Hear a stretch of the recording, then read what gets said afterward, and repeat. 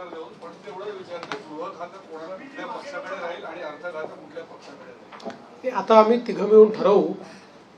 आम्ही आता तिघं मिळून सरकार आहोत, त्यामुळे सरकारकडे राहील आणि सरकार चालवेल.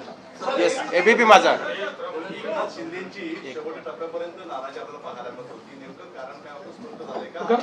गृह खातं खरंच त्यांच्याकडे जाणार आहे? मी तुम्हाला 100% सांगतो, त्यांची बिलकुल नाराजी नव्हती.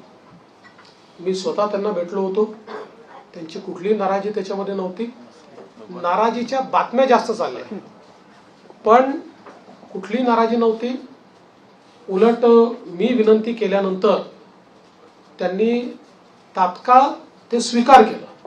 मी त्यांना विनंती केली की मी म्हटलं मागच्या काळात जेव्हा मला उपमुख्यमंत्री व्हायला सांगितलं तेव्हा मला असं वाटत होतं की मी मुख्यमंत्री आहे तर मी उपमुख्यमंत्री होऊ नये. पण मला नंतर लक्षात आलं की जेव्हा अशा प्रकारचं अलायन्सचं सरकार असतं त्यावेळी प्रमुख व्यक्ती जर सरकारमध्ये नसला तर पक्ष आणि सरकार या दोघांचा समन्वय राहत नाही आणि त्यामुळे त्यांनी ते मान्य केलं.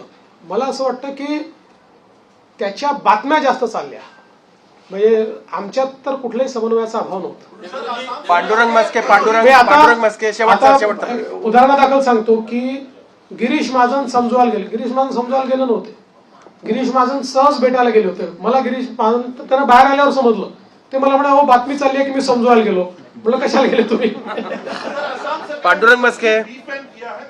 पांडुरंग आसाम सरकार ने किया पूरे राज्य में आपकी सरकार आज आई है, मैं जानना चाहता हूं क्या आपकी एक बात रसीद पेश करेगा या क्या आपका? देखिए, गोवंश हत्या बंदी का कानून हमने पिछले समय मंजूर किया है.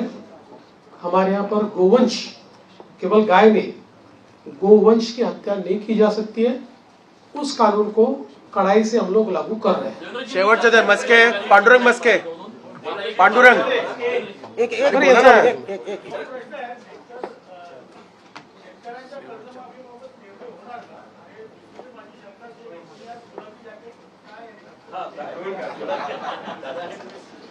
दादांनी शिवून दिलं.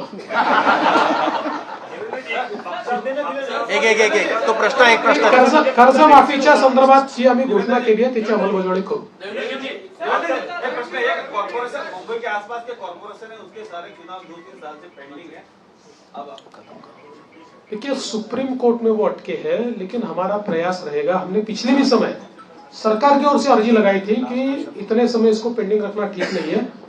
सुप्रीम कोर्ट ने जो इंडिकेट हमको किया उसमें वो अभी कंटिन्यूस सुनवाई लेंगे ऐसा उन्होंने कहा है. हमारा प्रयास रहेगा कि जल्दी सुनवाई हो, क्योंकि केवल वहां नहीं पूरे महाराष्ट्र में ये चुनाव बाकी है. और मैंने बार बार ये कहा है कि स्वस्थ लोकतंत्र के हिसाब से जो स्थानीय इकाई है उसका चुनाव होना बहुत जरूरी है. दीपक कैतके. शेवटचा प्रश्न दीपक कैतके. संघर्षाचा प्रवास आम्ही बघितला, कव्हरपणे केला. आज ज्यावेळेला आपण शपथविधीच्या वेळेला शपथ घेत होता त्यावेळेला नेमकी आपल्या मनात काय भावना होती? कारण काय नेमका काय वाटलं? मी एवढंच सांगू शकतो की आपल्या सगळ्यांना साईबाबांनी एक मंत्र दिलेला आहे, श्रद्धा आणि सबुरी. शेवटचा प्रश्न प्रेमानंद.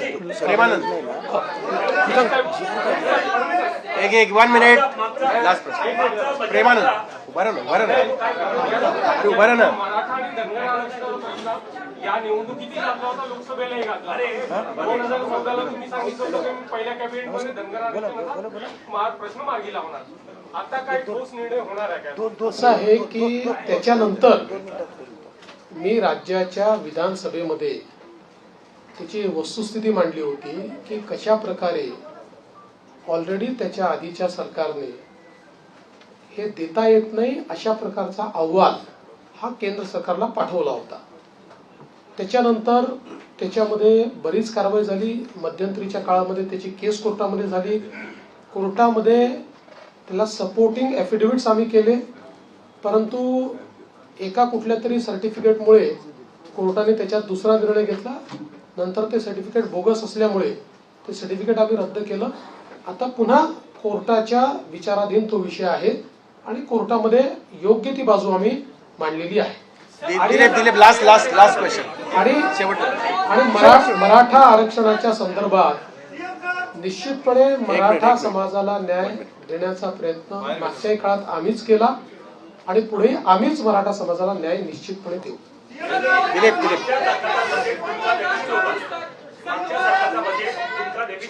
एक काय सर 2019 से लेकर 2024 तक खासकर लॉ एंड